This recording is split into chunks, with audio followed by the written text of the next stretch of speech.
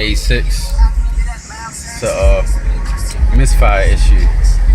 The 3.0T with the supercharger, common problem. Everybody always has a misfire. Does tune-ups, does coils, still have misfire. Come back. Well, the problem is a carbon buildup inside of the intake, fouling out the spark plugs and everything, and clogging the air intake system.